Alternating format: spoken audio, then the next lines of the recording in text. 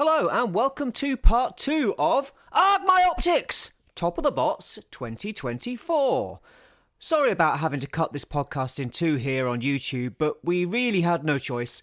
I'd explain it, but it's rather tedious and I don't want to waste any more of your valuable time. So here it is, our number one figures of 2024. My optics! Okay, well, we've held off long enough. It's time for our drum roll, please. Number one, toy of the year. Do you want to go first or shall I go first? How about I go first because yours probably going to be more relevant. Well, maybe it won't. What do you think? You go first. All right, I'll go first. I mean, you probably know what this is. I mean, you know what this is. You know what this is. I mean, there's no chance you don't know what my number one is. Mm-hmm. From the very moment it arrived, it was like, right, that's that. 2024's wrapped up. They've done it. There's no way that anyone's going to surpass this. It's Missing Link Convoy from Takara. It's unbelievable. Even if I had bought as many toys as you have this year, this would still be number one. There's no way this couldn't win, in my opinion. There's just no contest. Yeah, from the moment it was announced, I was absolutely smitten with it. It's like I had no idea I wanted this until they announced it. And I was like, why have they not done that before? Like, it's so brilliant. It's a dream toy. It's wish fulfillment stuff. Like, essentially, for anybody who doesn't know, Missing Link, the Missing Link line, because it's now a line, there are now more releases coming out. Missing Link from Takara Tomy is basically revisiting G1 toys and giving them updated articulation, some extra accessories and so on, and just really giving them the love that they weren't able to back in 84 or whatever. And there's a bit of a kind of thing going on, like, because the first wave of stuff in Japan was numbered 1 to, it might be 1 to 50, but it was numbered, every figure was numbered 1, 2, 3. Like, there was no C or D. And then when they moved on to the D numbering, C and D numbering, it started at 50. So this is C1. Because there was no C1. There was a 1, but there's no C1. So they are filling in those 50, in a way, of missing figures that didn't exist. Wow. Or at least that's kind of part of the, idea. They're doing that, and it's amazing. This guy is phenomenal. Like, he's such a beautiful, well-engineered piece of kit. Like, he's so good.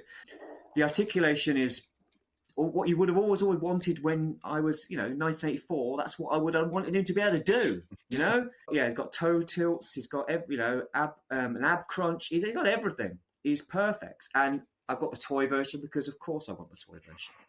But there's the anime version. And, he's brilliant. There's such love that's kind of gone into it. I mean, this guy's got fists that don't fall off. It's the most fitting celebration of the 40th anniversary of the line that I've seen. Yeah, no, it's just the perfect realization, the ultimate realization of their original toy. It's just so tactile, so much fun to play with. I love it, absolutely love it. So much so that I accidentally bought Missing Link Sentinel Prime. So when he was announced, and I was kind of like, what is this? Who is this for? What? But I've kind of come round to it because it's like they could have just gone route one and done like a black convoy, but they didn't. They went, hey, you know what we never did? We never did a toy of that truck that got scanned in the original episode for Optimus Prime's alt mode. Let's do one of them. And here it is. And the deco is so striking. It's in hand. It's amazing. I had it at the pub last night because me and Chris, me and him are kind of both totally on board for this line. And he's kind of like convinced me that I needed this in my life. And And when Power Toys put it in the Black Friday sale, I was like, oh, fuck, I'm going to have to buy it. And I took this to the pub last night, and Chris was like, "It's so beautiful. I really want one." Unfortunately, he couldn't afford it when the sale was on. So but he does want to get one eventually. Yeah, it's just such a great color scheme. It's so interesting. I mean, I didn't know until I got him that obviously he's prime, but he's in kind of a yellowy orange with like red accents and a kind of a more muted, kind of slightly lighter blue than the regular release, but also like. I mean, this is a thing I should mention anyway. Like the sticker detail is molded; it's not stickers anymore. This is molded detail. This is 3D molded detail on his arms, Wow, and on his knees, and they've swapped the silver out for gold on this one, and it just like you and a lot of other people like to say, it pops. And so does that red axe. I mean, I've never been big into Energon axes, but like this differentiates him. You know, Prime can be on the shelf with his gun, and he can be on the shelf with his axe. It's brilliant. No, love them. Absolutely blown away. I mean, oh man, look at that green of these, and he's got a green matrix, which is very Marvel Comics. that is very cool. They've both got matrix chambers. They've both got matrices. They are fantastic. I can't sing their praises enough. They are exactly what I want, and I'm on board for the entire line. Wow. So the things I was talking about that are still shipping to me are Missing Link, Bumblebee, and Cliffjumper. I had a mess with them last night. I had a go on them last night because Chris has got them already. They are wonderful, really great. Love them, absolutely brilliant. Can't wait to get them. And I've pre-ordered both Sunstreaker and Corden. Oh wow! So there we go. I'm all in. The only ones I'm going to drop are any anime versions they do. I'm not bothered about those. They've only done the one, right? They've only done one but yeah, they could do an anime B. You never know. My interaction with Missing Link has been quite just at TFN, and I think someone had the Tune Prime to mess with it, and I was quite surprised with like how hefty he is and how, like you're saying, tactile he feels with moving him. It's really cool. But it's just something that doesn't really happen in the fandom too often, of like people just really being on board with a line, and I don't really tend to hear many people having money complaints. I mean, like you said, there's some people who have mentioned that it'd be nice if they did a tune and a toy of all of them like they've done with the Prime. But apart from that, I mean, it's quite nice to hear people being all for something for a change. Yeah. And it's quite weird to see you quite enjoying it as well. It's not very often that happens. As like someone who's known you for quite a while, it's quite a nice thing to see when you're quite excited for something. Look, I have very discerning tastes, okay? You know, things have to be good. You can't just settle for second best. Things have got to be good or cheap. If they're cheap and not great, that's fine, because at least they're cheap. If they're going to cost you as much as these cost me, they better be bloody brilliant, and they are. They are. I mean, they are expensive figures, but they are so good. For me, they are worth the money. I mean, okay, not objectively, but subjectively, they are worth the money. I think it's interesting to me because it's one of the few things that I obviously won't have nostalgia for. Like they don't grab me for what they do for a lot of people. Totally understandable. Especially the first, wave or assortment of like the 84 Transformers. It doesn't grab me like it grabs so many people, and it's so I have no problem with it. Like it doesn't. I mean, I have nothing that grabbed me as it is. Yeah. But it's nice to see it, like, because I would hope to think that even though some people, maybe Orion, think I'm completely loony sometimes with the things that grab me and how like oh wow, this is so cool. This is all what I wanted, an articulated thing of this, and it's nice to see other people be happy for that. Yeah. What I mean, like it's. And to be honest, I only pick on you from time to time because you buy so much. It's just sometimes it's like, can you not just like focus in on like one or two things? I'm not just I'm worried about your bank account more than anything. Like, but like, yeah, thank you. I do appreciate, like for instance, talking about blockies. I appreciate why people like them. I think they're brilliant. They're just not for me, and it's the same Missing Link for you in a way. Yeah, and it's one of those things where I think that sometimes people take that the wrong way. Like, I mean, I've mentioned to people before, and they think that I don't like it or whatever. That's not that. It's not it. It's like, it's just that it's not for me, and that's fine. I did find it interesting because I think I've listened to some other people talk about it, and like the whole thing about its creation and the whole idea that the guy in Takara wanted to do this for the, what would it have been, the 20th anniversary when Masterpiece started? Like, this was going to be the thing instead of Masterpiece, which is like, well, that was really cool. Like, what would the toy world would have been if this started then, and then maybe Masterpiece would have started now? Oh, well, it would have been completely different because the third parties would be doing this. You know, it's really interesting, like that. You can't really put it into words, like how much Masterpiece has really affected Transformers from a collector's point of view. Yeah, since it's begun. Absolutely. And just to think that this is what the guy originally wanted to do at that time. Wow, like, I wonder what it would look like. I think they made the right choice, because when Masterpiece first came out, it was revolutionary. And, you know, having highly articulated, transforming versions of the toys that looked so not show accurate, that came in later, but like but looked like the perfect realization of that character. We because I was there when MP1 was announced. Like, we were absolutely blown away to see that grey resin prototype of MP1. It was just a dream toy. And they were already doing the G1 reissues. Like, Takara were doing them and Hasbro were doing them. So to do this, I don't think would have hit as hard. But now, many years later, when the enthusiasm for Masterpiece has faded and Masterpiece has slowed down and it's been taken over by the third parties, to have this, it's like unbelievable. And like, to do it 40 years later is just so kind of perfect, really. I'm glad they didn't do it then, and I'm glad they did it now. Oh yeah, no, it's. I mean, we kind of mentioned it on the previous episode with Transformers 1. Like, there has been not a lot for the 40th anniversary this year that, toy-wise, I think really makes sense to appreciate the anniversary of Transformers, but Missing Link really does get it. Like, it kind of is a good, you know, celebration, as it were, for people who were there from the beginning.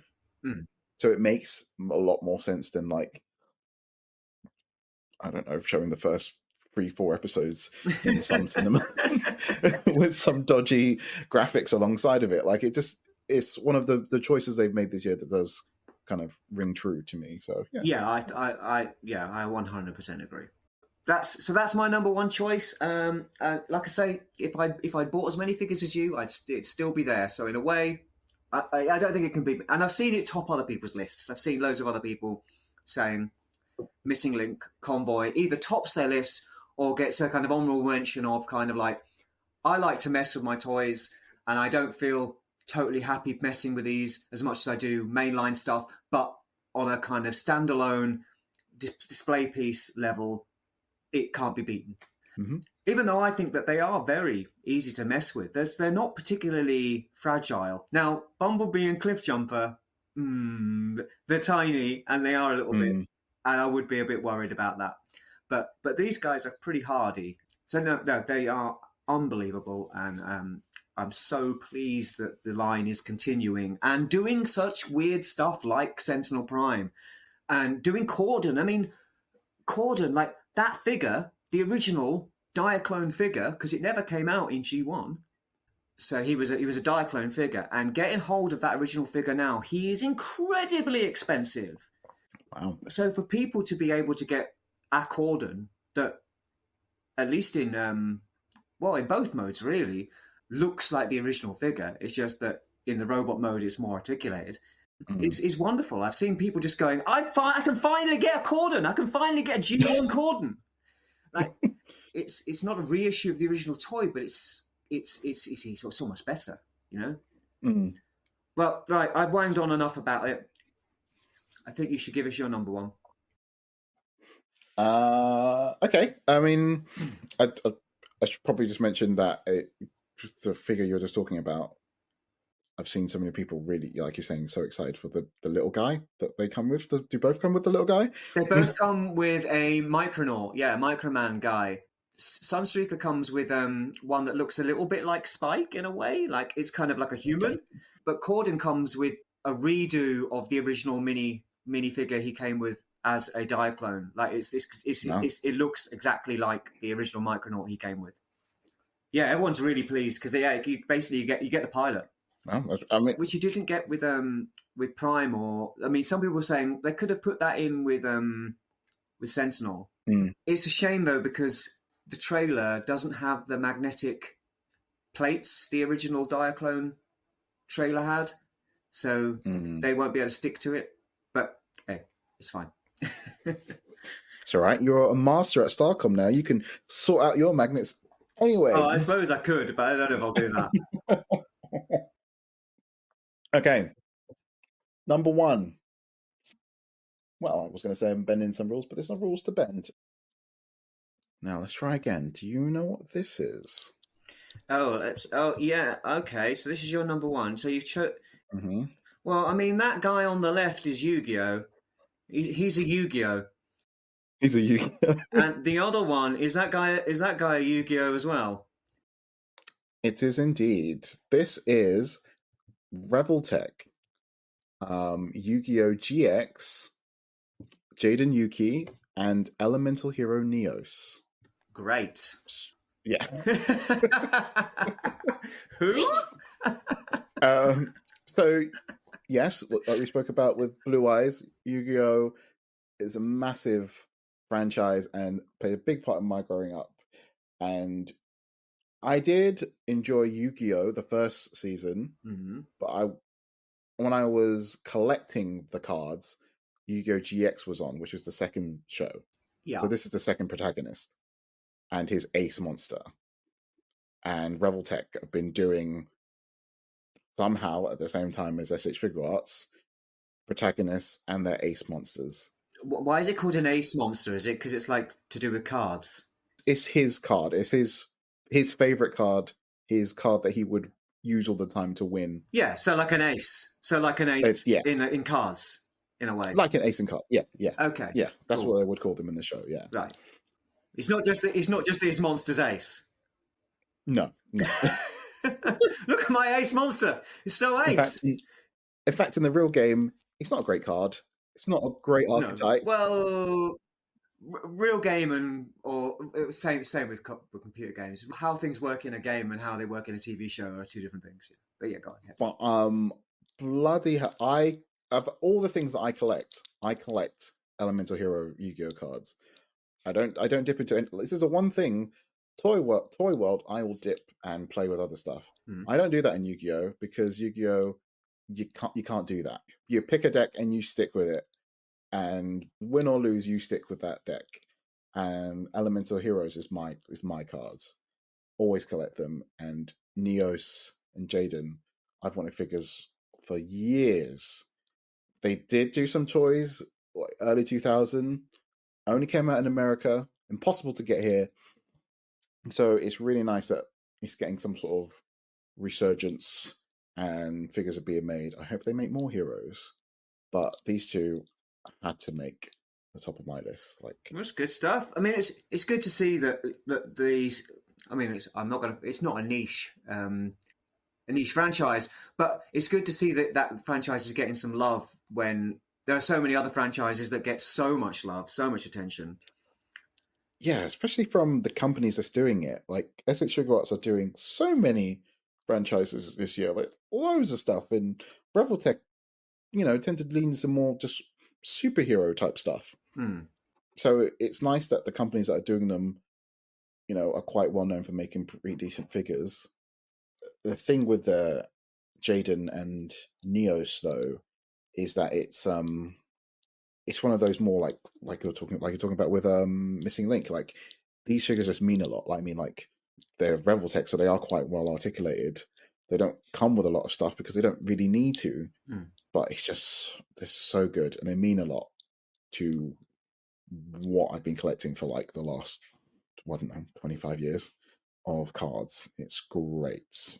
Absolutely love it. And I hope they make more. And I hope that, like it's doing well with Yu-Gi-Oh collectors. Well, it sounds because like it is to me.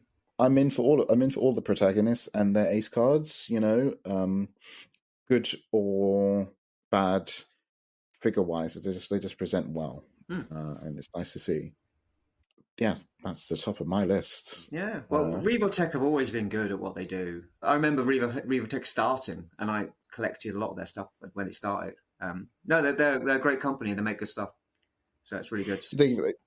They've done some Yu-Gi-Oh figures before, and I do have those, and they do stuff now and then. But it really seems like it's kicking up a gear and they're doing more. It's one of those things where, like, what's the best way of putting it? It's not a Spider-Man. It's not a MCU figure. Like it's something that's so different. Like I've been dreaming and wanting it for years, but it's not something that I would ever expect any company to really do. Like I said, to give it as much niche. Very much so, and like I wouldn't have said that maybe it has the legs for it to even happen, but I'm surprised that it is. Yeah, there's stuff that you kind of dream of happening, and you're like, well, they're never going to do it, Yeah, and that's one of those things that has actually come to fruition. Brilliant. My optics. Right, well, there you go, guys. That's you can all stop listening now. You can all switch off. Done our favorite figures of the year. But if you are going to hang around a bit longer, I've introduced this year a new segment, the Wooden Spoon Award, where we give a toy or a toy line or a company or whatever, really, a special mention for disappointing us, angering us, dumbfounding us, and essentially making a right mess of it. Have you got a Wooden Spoon Award, Dave? I've got a couple actually.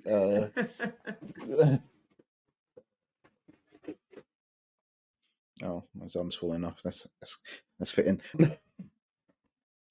I've got two here. One is more disappointing than the other, so I'll start with the one that I actually do quite like. You know who this is, don't you? It's that character from some American Crisps. Yes, this is Chester Cheetah, Jada Toys. Where the fuck have you got that?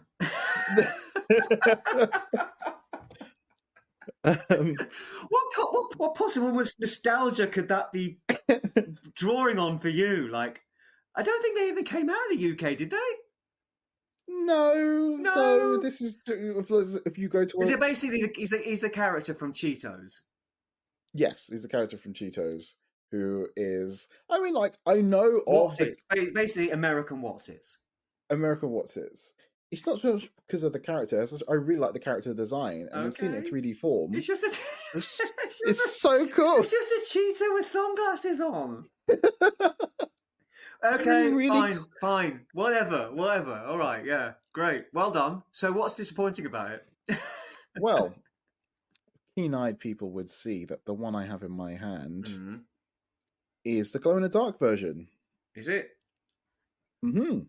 Now, what, pray tell, do you think is my problem with it, then? It doesn't glow in the dark. Correct! Right. I did buy the original and this one, and I decided to keep this one in the end.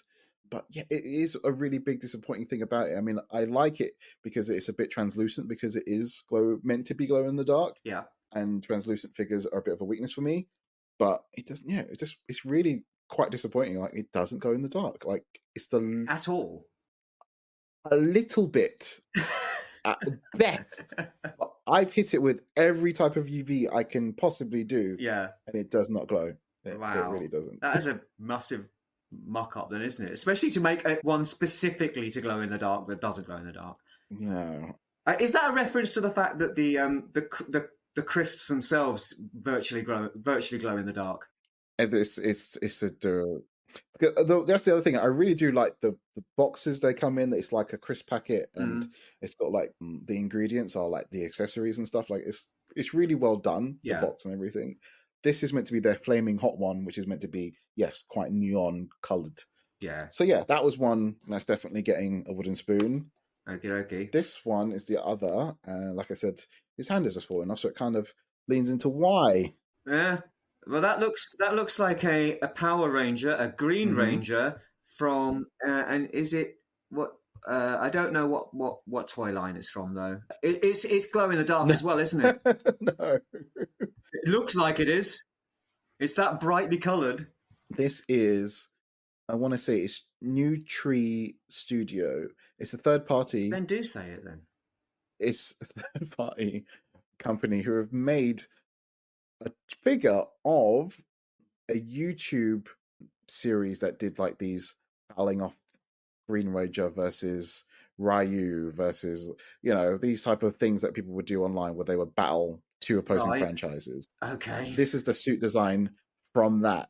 It's like such a weird niche, and they decided to make a toy of it, which is great. It looks the part, but the construction on this is pretty bad. Bits falling off. It's not the greatest figure. No. But it looks fine. But yeah, it's just they tried and they didn't do a very good job, unfortunately. Well, they sound like a fairly unknown company as well, so this is the first and only thing they've done, as far as I know. Yeah, you take a punt on these things, don't you? When you do. When someone new just pops up and makes something like, didn't you get that Transformers Cybertron or Galaxy Force Optimus Prime? And he was by a company that had just come out of nowhere, and all the fingers just fell off, and it disintegrated on on human contacts. And then they sent a baggie with replacement fingers that were just as bad because you had to remove the crumbling ones to put on the new one. Yeah, that's what I mean. Sometimes you just you really do take a punt on new companies. That's why I tend to leave them and let people bring out reviews before I kind of. But yeah, so you were burnt on that one, I suppose. Yeah, I mean it's fine. It's not. It's just getting the wooden spoon. Like it's just disappointing. Yeah. Like it's almost there. It's like the things like the joints fall off, and it's not as stable and solid as I would like. Yeah. And where it's limited in articulation doesn't make any sense. So it's just that. It's just missed the mark for me. Yeah. Better luck next time. But it's one of those things because I think what got me with this is because the Lightning collection that Hasbro was doing has, gone away. It's not coming back. Playmates are doing Power Rangers next year. So they've lost the license. They've not lost the license. They've licensed it out to them to say you can also make toys. We still might make toys. So they own the license. It's like they're subletting. Yes, essentially, yes. That's how I understand it. Hasbro own the license, which they've now licensed out to someone else. Okay, fine. What are Hasbro up to these days, really? Anyway, I mean, it's like I was saying. It's like because it's based off an unofficial thing. It's very unlikely there would be a toy made of it anyway. Yeah. So it's fine. So it basically is your only choice. So there you go. It's my only choice. Those are my two wooden spoons. I only have, there's a lot to choose from, but I'm going to mention a few kind of runners-up. I'm not going to bother with Hasbro. Hasbro just keep being Hasbro, laying people off, farming out their licenses like we were just talking about, crowdfunding things that don't need crowdfunding, moving the goalposts, shrinking what you get for the price gouging, all that. There's too much to go into with Hasbro. They are a fucking terrible company, and I'm so glad not to be buying any of their stuff these days. Can you tell we're not sponsored? Can you tell? That's right. Unlike some podcasts, you can come here for honest opinions. There'll be no shilling here. And then there are also, Todd McFarlane's done a few dodgy things this year, like crowdfunding that that kind of medieval Spawn or whatever. And That wasn't the. It was the other one he did, the superpowers one that he crowdfunded. That was really weird. Yeah, he's done some strange stuff. He engages in some pretty crazy tactics, and sometimes some things are just insanely expensive for no reason, and then the rest of the time they're cheap. So anyway, fine. And of course, there's been the whole NECA debacle. Oh boy! Wow. I mean, if you don't know, look it up. Watch the videos by Mad Hatter. He kind of hits the nail on the head with most of that stuff. It's just crazy what they've done. Basically threatening. They've sent out, and they've done this before. This isn't the first time they've ever done it, but they accidentally sent out 2 of a Turtles Donatello's Lab thing to people who backed it or bought it or pre-ordered or whatever it was. I think it's pre-ordered it. They sent out 2 when they should have sent out 1. And they've realised their mistake. And they've done it they've not done it to 1 or 2 people. They've done it to a lot of people. And then they've realised their mistake. And then they sent them emails basically saying, please send this back. If you don't send this back, other collectors won't get it. And, guilting them and then threatening them, saying that they won't be able to use their store.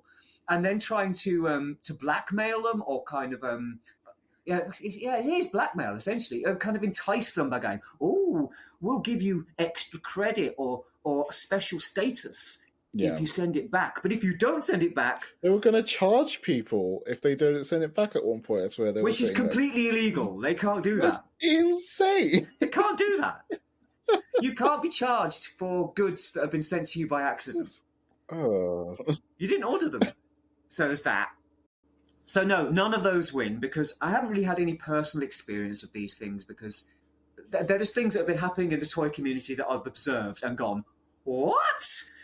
And for the most part, you agree with me. And we have conversations about it on WhatsApp and no. I mean, you're a little softer on Hasbro a lot of the time. I think because you want what they're peddling. So you're willing to kind of get down there in the dirt with them. I've got full Stockholm syndrome, so... And I understand that. I do understand that. I get it. If you want the thing, by all means, get the thing. Just know that the way they're giving you that thing is a little underhand. Mm-hmm. Anyway, so my Wooden Spoon Award, I invented this award because of this, because of these things. Right, so it's going to go over here. I wonder what it could be. Oh, of course. Why did I think of that? I'm going to put that on my list, to be fair. Super 7. I've always been aware that Super 7 are not the best company in the world. And I've always kind of not avoided their stuff, but not needed it, not wanted it. And when they started doing Transformers stuff, the stuff they were doing just didn't look like I wanted it, and it looked very overpriced. So I was not bothered. But when they put Bludgeon in the line, I was like, oh, I kind of want that Bludgeon. It is 50 quid or whatever it was. I'm sure it was 50 quid retail. I think that was the original price. 55 quid. And I pre-ordered it. Yeah. And then I saw Sense. And I cancelled the pre-order. So I was like, this is not worth 55 quid. And then they announced the G2 Megatron. I thought, that looks quite good too. But no, not for that amount of money. And then earlier this year, you let me know that they were selling them for £15 each. Yeah. I mean, wow, what a discount. £15 each on Comics and Cocktails. So I thought, you know what? For 15 quid, it doesn't have to be that great. Mm-hmm. I will order Bludgeon and G2 Megatron. And these are not worth 15 quid. They are terrible. They're absolute lemons. What about the nice box? Did you not enjoy sliding up your box and unraveling it out of a shipper box? And well done for preempting what I was about to say. These guys are the snake oil salesmen of pop culture nostalgia. They entice you in with like pretty renders and a whole bounty of accessories and an impossibly long pre-order window. So long you may even forget you pre-ordered it or how much you paid for it. And then when it comes, the packaging is beautiful, and it's many layered. Like you have a shipper, and then you have a slide case that comes off the top, which I did a pastiche of your videos because you do that where you pull the slide case off. And I thought it'd be funny to do a kind of piss take of that on my Instagram. It was funny. And yeah, you've got this big window, and you can see all the accessories, and in there you see this thing that looks like this kind of beautiful, presented, chunky piece of nostalgia porn, essentially. Mm-hmm. And you get it out, and it's in like a sturdy plastic tray, and you're like, this feels quality. Mm-hmm. Then you remove the figure. Mm-hmm. And it's a floppy, badly articulated piece of crap made out of what I could only describe as soap bottle plastic. I don't disagree with any of that. So Super 7 is really weird. Like, you know how you pick up a Marvel Legends figure and yeah. I'm just spinning Megatron's wrist round, just showing how loose it is. Go on. You can pick up a Marvel Legends and the quality, like the way it articulates and stuff, the type of plastic it uses, it's fairly safe to say all of the Marvel Legends in that wave are going to articulate and move and feel that type of way. Yeah.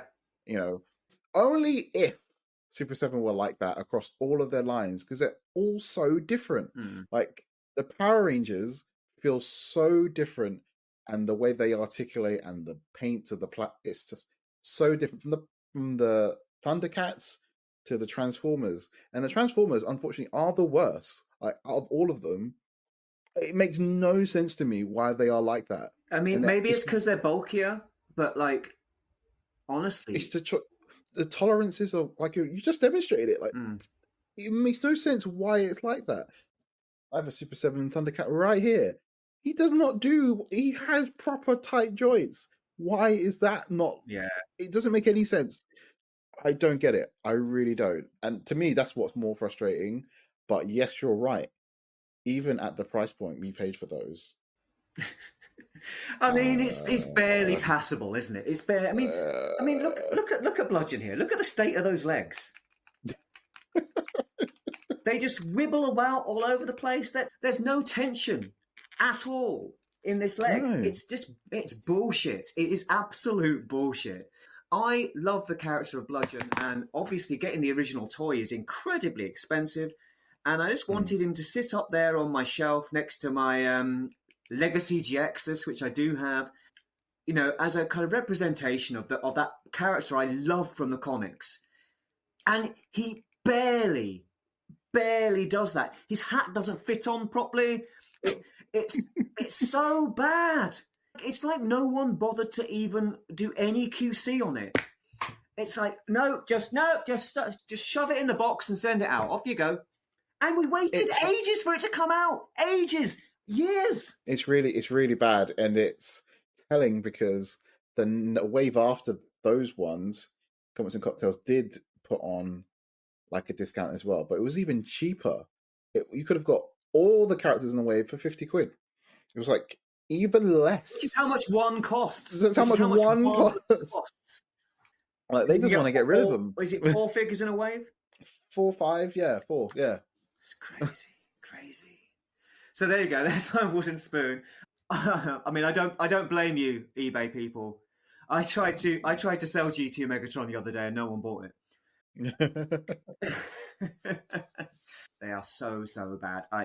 So Super 7 Ultimates gets, especially their Transformers ones. I know there's differences between the different lines, but Super 7's Ultimates gets my wooden spoon for the year for being not even worth buying on a heavy discount. Like 15 quid is about as much as I would say is reasonable to pay for this. And even then I'm like, I would rather have my money back.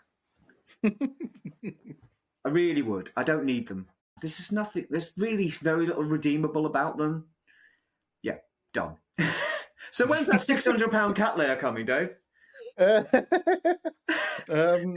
Should we come up anytime soon? first quarter movie for us. Good luck with that. Good luck with that. There you go. There's that. No, I know, I do get it, and you're very right. I completely forgot about those figures, so I would have put them on the list as well for my wooden spoon. They were quite disappointing because we've talked about them before, and like I don't mind the Prime. Like, I think the Prime's fun.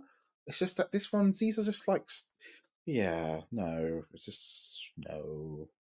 Yeah, you brought the Prime here a year or two ago, and it's okay. It's better than these two, but yeah, it's. I'd still say paying more than 25 quid for it would be too much, in my opinion.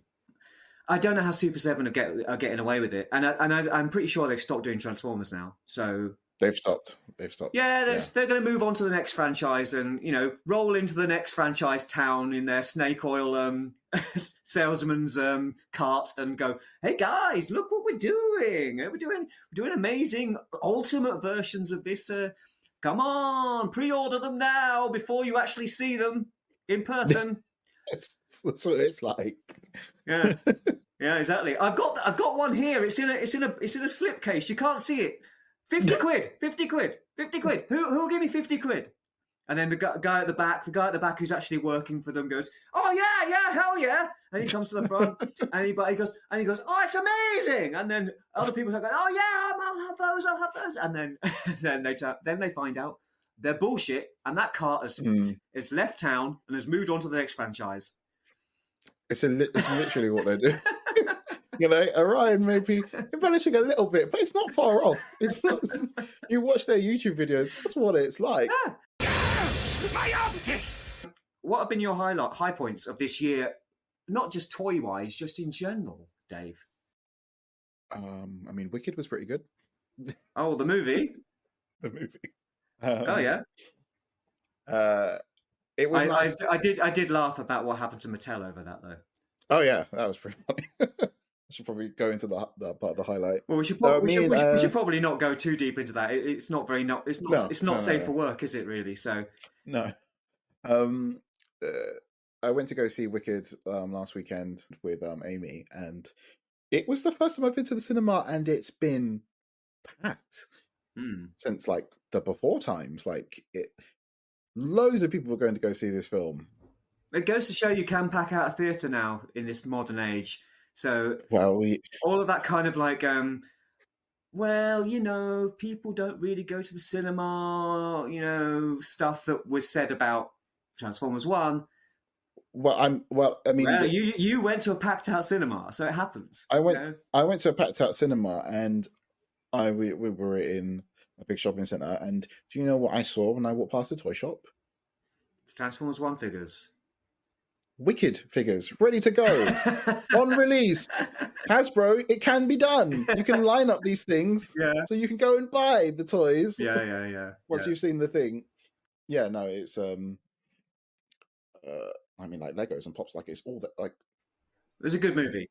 It was a good movie. I've been trying to watch some things that I've missed this year. Like I've watched a few Disney films of what I've never seen before.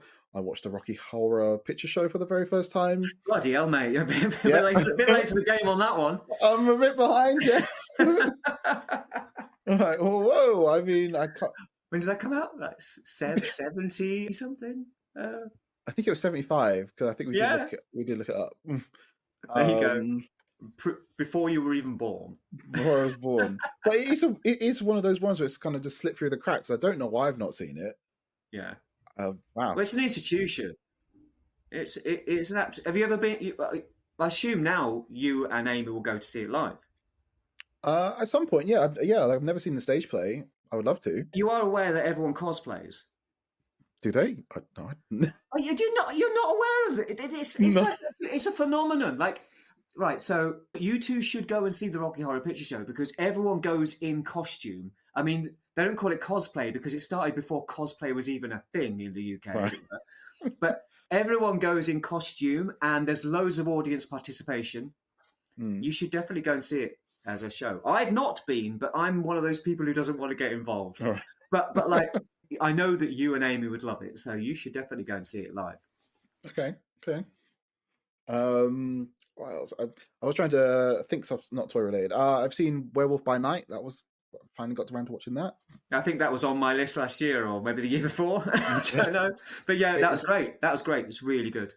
It's nice, yeah. Well, I was like, yeah, finally filling in some of those gaps, sitting down to watch some stuff. I think it's been an interesting year in terms of, the toy world of stuff, like seeing different, like we were saying with like Yu-Gi-Oh and stuff, like different stuff is getting a bit of love. Mm-hmm. More franchises are kind of spilling out. And as always, TFN this year was pretty good. Had a great time there. Went to the Minicon for the first time this year as well in Reading. Mm-hmm. I mean, I knew it wasn't going to hold a candle to the big show. Yeah. And if anyone has not gone into TFN, I highly recommend you do so and go to the big one if you can. If you can't, and there's a Minicon is more local to you, you can give that a go. But I'd say it's worth the money and the journey if you can make it work. Mm-hmm. Because it is great, good fun. And it's been nice that as well, because I've met up with more Transformers people. We've had little meetups throughout the year. It's been nice to have a bit of a social event. We went to the Batsy shop that's opened up very recently to Marvel. Yeah, what was on offer. At least the staff in there was pretty nice, and they were quite Transformer knowledgeable. They weren't just a bunch of teenagers they've hired. They actually did know their stuff, which was quite surprising. One of the main things I'm looking forward to in this little window before the year ends is Sonic 3. Oh yeah, is that coming out then before the end of the year? It's coming out like December 21st or 20th, like a really weird time to come out. So the weekend before Christmas. The weekend before Christmas. But yeah, no, I'm very looking forward to that. I've loved all the other Sonic films so far, and the Sonic figures that have come out this year for that film are being really good. They do make my list, but a bit further down the line, but they are some really good figures for the price point. Like, they're really well articulated and they look really good for that film look. Yeah, I think that was most of my highlights, I think. Oh, cool. Well, I mean, it's been a pretty shit year, kind of globally, politically, and personally in some places. Yes. But of the distractions we indulge in to keep us sane, movie-wise, there's not been a lot. But I didn't get to see this at the cinema, but Snack Shack, I think, came out this year. That is great. You probably haven't heard of it. I've heard of it, but I've not seen it. Right. Well, it's been recommended. It's really good. It's really good. By the same director as Dinner in America, which is also brilliant. But that came out a couple of years earlier. I think it might be 2020. I think it came out during lockdown, which is why no one noticed it. Right. But the director, whose name is Adam Carter Remier, something like that. He did both those movies, and they're great. They're really good movies. Kind of proper movies that aren't, an IP that has been kind of like, new life has been breathed into. Like, it's nice to see someone making some proper good. These are kind of teen movies, and they are great. They are really, really good. I highly recommend you watch both those movies. Okay, they're so good. I'd say Dinner America might be the better one of the two, but Snack Shack is certainly very good. It's got some real emotional beats in it that, had cynical old fucker like me tearing up. So, like, they are good. They're good. TV, I've not seen much that I loved. Slow Horses is good, but that started quite a while ago. But we've been rewatching all of that, and it's pretty great. It's a kind of spy thriller with Gary Oldman. Not the best thing ever, but it's definitely worth a watch if you're into that sort of thing. Do watch it. It's all filmed around London, so you can do all that kind of like, I know there. I did a count there. Yeah, exactly. Yes, people may or may not be aware. Virtual Dave and I met counting traffic in London, so that's what he means by that's what he means by did a count there. So did you? I was going to say, did you guys watch Only Murders in the Building as well? Because that's one thing I'm probably going to watch over Christmas. I know Amy's watched it. I'm not a fan, but my other half loves it. Okay, yeah. I Um, thought she might have watched it. yeah, she loves it, but it's just a little bit too silly for my liking. But the finale of Curb Your Enthusiasm was out this year, and that was, to coin a phrase from the show, pretty good. And that's now over. So I've rewatched all of Curb Your Enthusiasm this year, and I've loved it. It's such a great show. Music-wise, I know you won't know what I'm talking about generally, but The Cure put out their first album in 16 years, which is not bad at all. Not exactly their best, but pretty good. And I was worried that I'd not discovered a new band this year, because I tend to want to discover at least one new band a year, just to kind of keep my toe in there and not feel like I'm getting too old and set in my ways musically. But within the last 48 hours, I discovered an amazing band called For Real. Oh. So I bought a ticket to see them in March, and I'm going to go and buy their album because they are fantastic. They're a couple of brothers from, I think they're French American, and they make kind of slightly tongue-in-cheek, slightly kind of homoerotic kind of electro music with some amazing videos, and the music is great. Like, they are really good, but then they certainly aren't taking themselves seriously, which I always like in an act. Yeah, they're great. One other thing I watched was I watched RoboDoc, and I was going to ask you if you've seen it. Don't even know what it is. And you call yourself a RoboCop fan? You even like the bad? You even like the bad RoboCop? I feel like the bad RoboCop. Like RoboCop 2 onwards, really? Oh wait, is this the thing where the documentary of RoboCop? Yeah. What clue could there be in the name there that it is a documentary on RoboCop? Yes, yeah, it's the RoboCop documentary. Yes.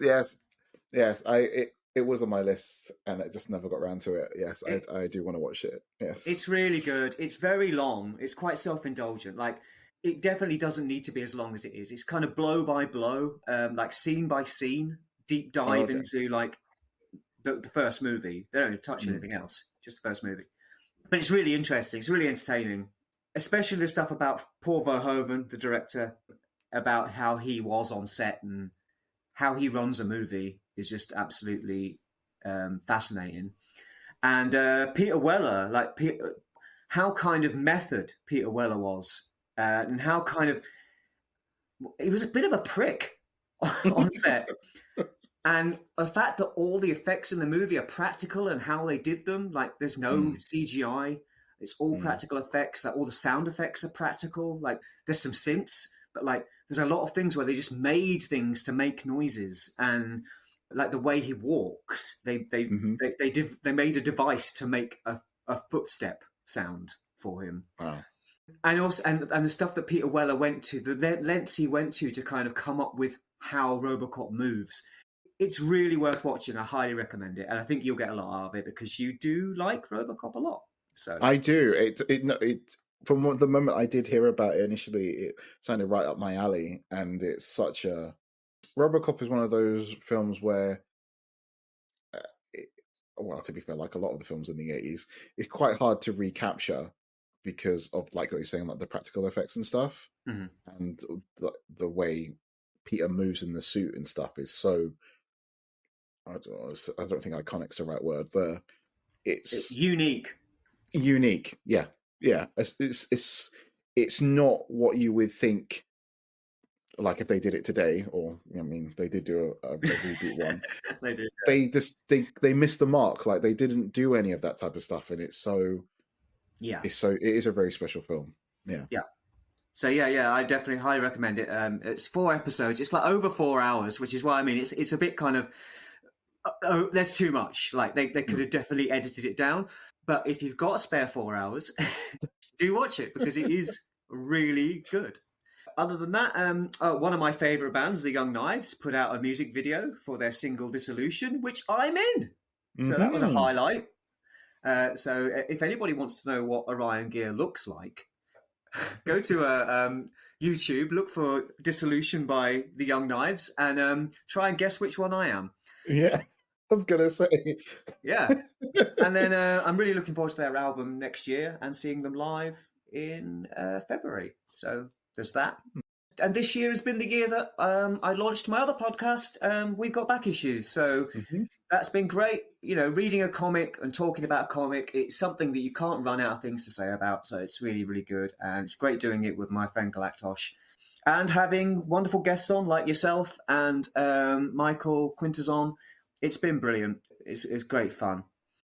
I guess that's it, I suppose. And yeah, I've just been getting more into dabbling in vintage toys and restoring them. And it feels like a more enriching way of doing this hobby. I think you said something about the other day about me kind of distancing myself from the hobby. I'm not distancing. I'm just going down a different route. It's just that I want something that's a little bit less wasteful. New toys and the toy industry right now is on this kind of loop of buy this, then buy one to replace it in 2 months. Well, no, maybe not 2 months, 2 years, but like it's very kind of disposable. And I'm just trying to enjoy toys in a less wasteful, disposable way. And this is really great, like buying older toys and fixing them up. It kind of appeals to a part of me that buying the new stuff. I'm still buying some new stuff as I've made people aware, through this show, and I will continue to. But I'm buying less of that and going more into the vintage stuff, and I'm really enjoying doing it. It's great. Yeah, no, it is something that I've been seeing you do a bit more this year, and it is. I do get it from your perspective because it is quite. As someone who buys a lot of stuff, I am not unaware that there is this churning of stuff that is just constant, and it is it's a lot. And I think it's because more and more people overlap with things. Definitely not as much as I do, but people do like more than one thing most of the time. And for anybody, it is getting a lot. I don't know, just for example, like Mondo, for example, if someone was buying Mondo figures, I think in like the last 3-4 months, they dropped like 10 figures. It's like, and they are not cheap, Yeah. Love or hate Hot Toys, they only do a few a year, and they do like a long pre-orders. But if you're dropping that type of money and one go, oh my goodness. Ooh. Yeah. And I mean, in a way, you can afford, in inverted commas, to overlap with all these toy lines because that is your main passion. Whereas a lot of people in general have other things that they buy and collect and spend money on. Yeah. I mean, that's the other thing. I don't I'm not as social as Orion in real life. I don't go anywhere. I don't do anything. I stay at home.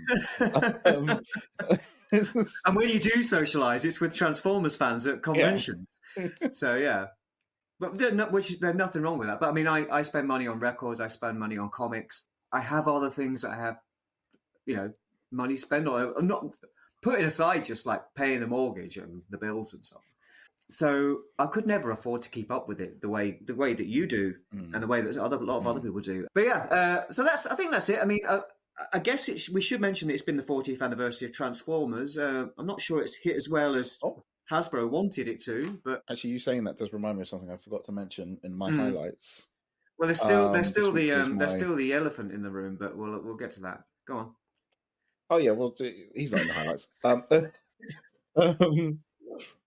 Well, this week was my work Christmas do, and my Secret Santa that I got was the Hot Wheels Optimus Prime. Oh yeah. Which many people who have been looking for one may have noticed that it's been scalped to the wazoo and is very difficult to find just in the shop. Oh, so that's wonderful then. So I do always make the pledge of letting people how nerdy I am and what it is I do collect. For reasons such as this. This is great. This is such a great little present from people I work with, and it's really much appreciated because they did go pretty far to get it and stretch around the country. So that's why I would mention it. That's great stuff. Yeah, no, great. That's lovely, especially if it's so hard to find. Yeah. I mean, like we said, I think the best thing that they've done for the 40th anniversary is Missing Link. Transformers 1 didn't quite hit as well as everyone wanted it to. I mean, people enjoyed it once they saw it, but they've just not many people saw it. Yeah. Unfortunately. Yeah. Not nearly enough. Yeah. To make it financially viable. I don't know if there'll be a sequel. Seems unlikely now, doesn't it? Mm. But hey, we'll see. I've been celebrating the anniversary in my own way by rereading all the Marvel comics because I finally finished my collection. I'm really only shy a few annuals and that now. I've got every issue, and I'm rereading them almost exactly 40 years later and posting on my Blue Sky account, which is at Orion Ghia, .bluesky.social. You'll be able to find me. Just posting a little kind of 40 years ago, this came out. This is what was number one in the UK chart, because I like putting that in there as a kind of like to give an idea of what time period it was. And then just saying, this is what happened in the issue. Here's some scans of my personal issues, which some of them are very dog-eared, got tape all over them. They improve as they get older, by the way. I think I've got to issue, I think tomorrow. We're recording this on Saturday the 14th. Tomorrow is the 15th, which is the Christmas issue. The first Christmas issue came out, and I think that's issue 7. And yeah, that's the last one that's in a really bad state for a while. And there's a few good ones and some other bad ones further on, but they get better. But yeah, I'm really enjoying doing that. Yeah, no, it's been your little passion project for the last couple of years, or even more than that, hasn't it? Oh, yeah. I mean, at one point I was going to do a podcast. I was going to do like a solo podcast where I just talked through the issue, but that just I thought that's just going to be so much work that I just gave up on it. So I was just doing that. Anyway, you looking forward to anything next year? Yes, I am looking forward to getting my HasLab Robots in Disguise Omega Prime. And you mentioned it as well. My Cat Slayer as well should be coming next year, which is going to be an event of what's going to happen with that. And the HasLab Ghostbusters Ecto 1. Oh, yeah. The recent HasLab that they did. I'm looking forward to 3 crowdfunders. Which apparently I found out that Bobby Vallet actually backed it as well, so I was quite surprised by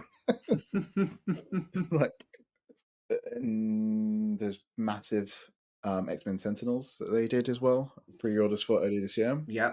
I'm quite interested next year to go to Toy Fair in Birmingham in February, March, I think, because I saw some footage from it this year, and it's nothing compared to the one that's in London. So much better in terms of like vintage stuff and finding old things and oddities that you probably wouldn't find unless you go to like a Star Action or Props and Replica type of store website. So it's nice. I'm looking forward to do that. Obviously going to TFN hopefully next year as well. And maybe I might be moving out of London next year. Oh, good luck with that. So that should also be interesting. Definitely looking forward to getting out of London, to be fair. It's mad here. Mad. Yeah. Yeah, it's about time, isn't it, really? You've been there for, essentially, I don't think you mind me saying, you're in your parents' house, so it would be nice to get out and have your own place. It'd be nice. It's not even even if I wasn't collecting action figures, even if I didn't have a massive Super 7 Cat Slayer coming. That's not the only reason why it's nice. It would be nice just to, like you're saying, just to spread my wings as it is and, take on some real world responsibilities in some regard in that sense, which will be an interesting learning curve, I'm sure. So yeah, all of that is to look forward to next year, hopefully. Fantastic. I mean, I've not got much on my list. Missing Link Sunstreak recorded and the RC, if and when that comes. And just continuing going down the vintage toys route. In fact, I've just started a new collection in a way that Michael, not Michael Quintezon, another Michael, sold me for pennies, really. Some very beat up Mantiforce. So that's the start of my... Maybe do a bit of Mantiforce. I'm still going to continue with Starcom and G1. Maybe do some Mask. We'll see. Yeah, no, there's not much else really, apart from what I've kind of mentioned. Other than doing more of the We've Got Back Issues podcast, occasionally some of these, there'll certainly be, I mean, there might be, we can definitely do some crossovers sometimes. I definitely want to talk about Transformers comic again. We could even do Thundercats, who knows? Oh, he said it. He said it. Just the comic mind, not everything. Okay, all right. I mean, put the parameters on it. I mean, like I mentioned the cat slayer in the episode, though, right? Yes, you can. You might have it by then. All right. Well, should we do the final present before we do New Year's resolutions and say goodbye? How about that? Yeah, let's do that. Right, final present time. Do you want to go first, or shall I? You might have to go first because I lost my scissors. Oh, wait, no, I found them. I'll go first this time. All right. This is the biggie, as it were. Well, this is the one that I'm hoping this is good. I am hoping this is good. This is the one. When you first set a limit for us, yeah, I was just going to get you this, but I couldn't find it. Am I opening mine or you opening yours? Oh, I'm trying to open yours. Right, yeah, you open mine first, then. Yeah. But the one you got for me is the one where I set the limit. Okay, all right.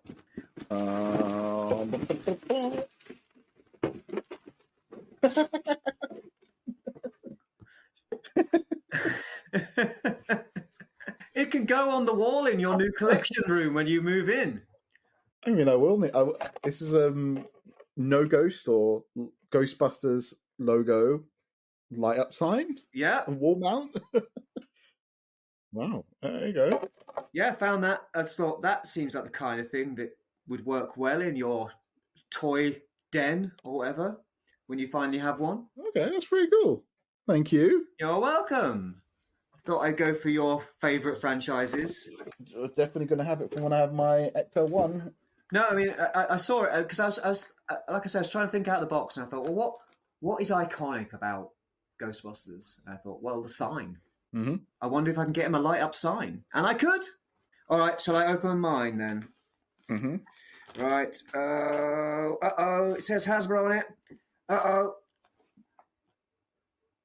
No, I do very much appreciate this. Thank you very, very much. Mm-hmm. This is the Death's Head, the Marvel Legends Death's Head that they did a little while ago, and I was thinking, well, it's quite expensive, and I'm trying not to buy new Marvel figures. So you've kind of done it for me, which is great.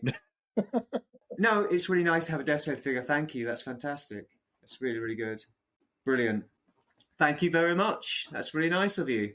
It was quite my comic shelf with the rest of my comic guys.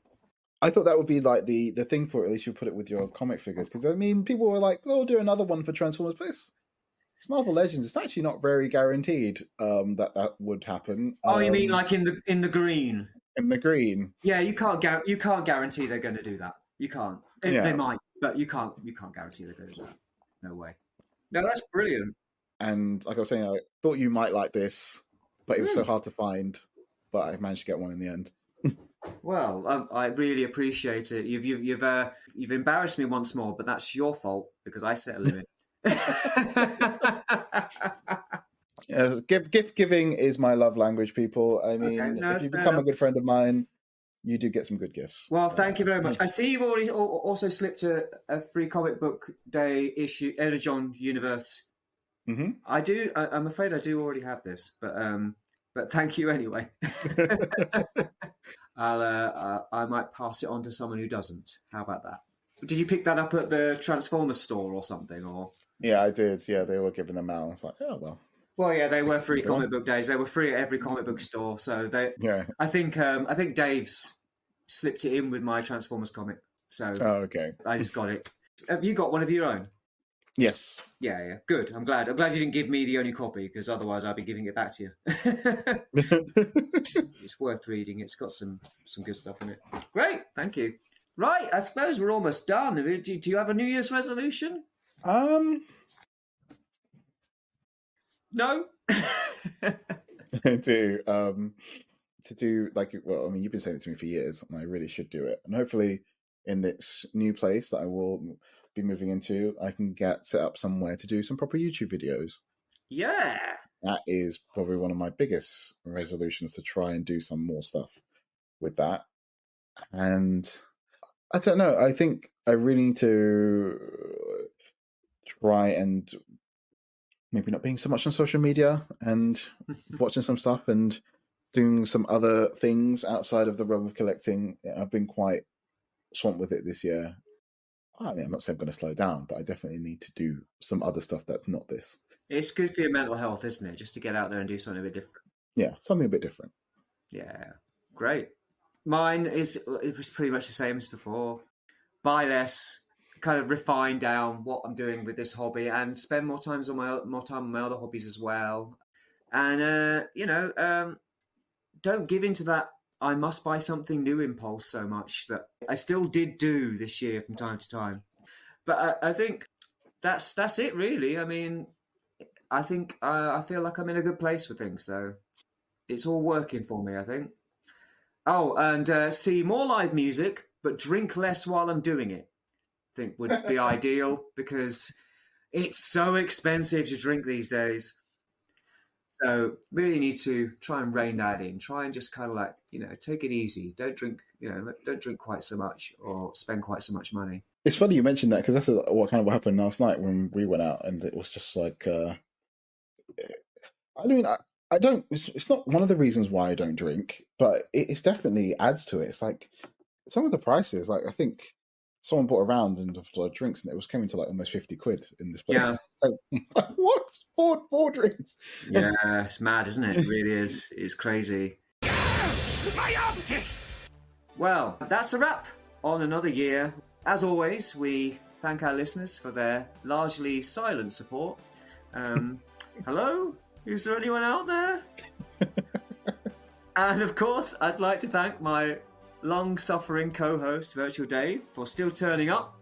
I'm not abandoned this podcast. This podcast has just gone into an occasional mode, and that's what it will be until we feel it necessary to do more. We'll just do them whenever we fancy doing one. We still got to do Transformers Cybertron, just saying. Yeah, I know. Well, I tell you what, if you do all the research and you take control of it and you edit it, we can do it. Woo! So, Dave, have you got a festive message for our listeners? Yeah, if you ever get the chance to buy a present for a fellow collector or nerd, don't hesitate to get them some wacky wrapping paper. I think the wrapping paper gets left out of the conversation. Are you saying I didn't mention the wrapping paper?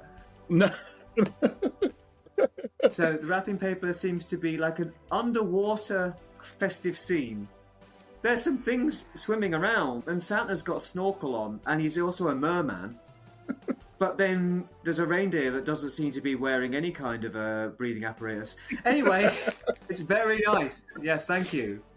No, I think it's just to have a good time.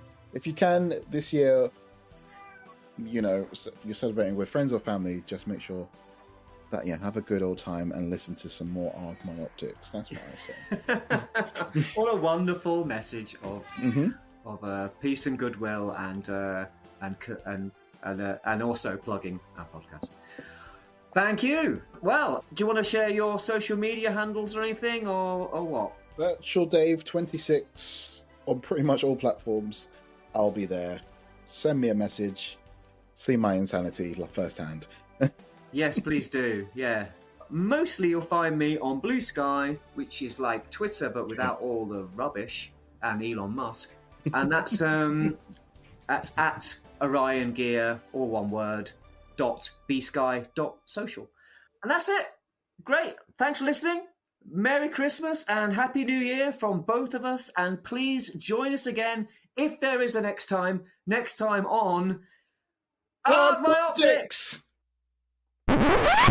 Oh wait, sorry, I didn't mention my big friend here, did I? Yeah, we nearly missed the guy. The biggest guy in the room. Oh no. Oh. So what the hell is he doing there? Go on. Well, long-time listeners would have known that I also got another HasLab this year from Marvel Legends. A very big man, a very giant man, you could say. Yeah. My good friend here, Hank.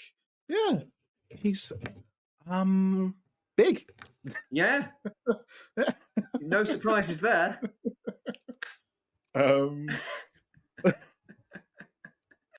He didn't make my list just because it's more that balance of like cool action figure. This is really cool. I really do like this figure. But the love of the association with the franchises of the figures that were on the list, obviously overlap this. But I should still mention it because it is still pretty cool. And I do understand the criticisms that it's got. I have a few. You know, the whole problem with the eyes that people had. I have it. Yeah. Look, they're not really looking straight. They're not looking straight, no. Yeah. But they're sending me out a replacement. Oh, really? Well, that's good. That's fine. But yeah, I thought I should mention it because, you know, HasLabs are quite a thing that's been going on in the toy world recently. They are I don't know if I call them a necessary evil, but they are certainly an evil. My optics!